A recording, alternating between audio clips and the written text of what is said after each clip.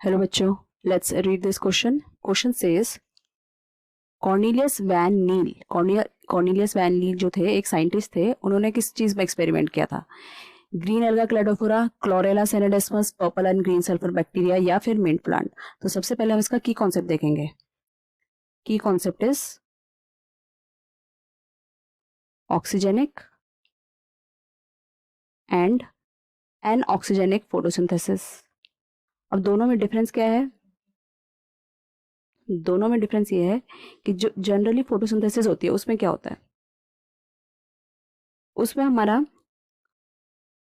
Carbon dioxide use होता है, water use होता है और लाइट की प्रेजेंस में यहाँ पर हमें बनता है ग्लूकोज प्लस ऑक्सीजन रिलीज होता है. तो अगर ऑक्सीजन रिलीज हो रही है एज अ बाय प्रोडक्ट तो उसको हम बोलेंगे ऑक्सीजनिक फोटोसिंथेसिस, और अगर ऑक्सीजन रिलीज नहीं हो रही है तो उसको हम बोलेंगे एनऑक्सीजनिक फोटोसिंथेसिस. तो उस टाइम पे ये कंफ्यूजन थी कि ये जो ऑक्सीजन रिलीज हो रहा है ये किससे रिलीज हो रहा है, क्या ये कार्बन डाइऑक्साइड से रिलीज हो रहा है या फिर वाटर से रिलीज हो रहा है. तो इसी दुविधा को दूर करने के लिए एक साइंटिस्ट आए नील. उन्होंने लिया पर्पल और green sulphur bacteria. Purple and green sulphur bacteria क्यों लिया? क्योंकि इनकी स्पेशलिटी ये थी कि ये वाटर यूज नहीं करते थे फोटोसिंथेसिस. जैसे ये वाटर यूज हो रहा है तो ये वाटर को यूज नहीं करते थे, ये यूज करते हैं H2S को. H2S को यूज करते थे.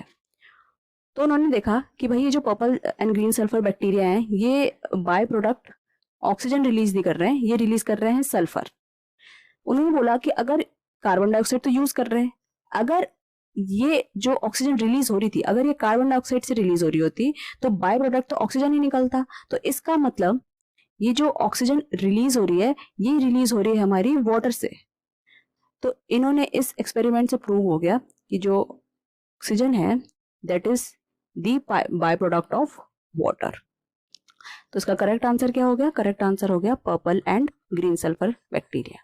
सो I hope you understood it well. All the best.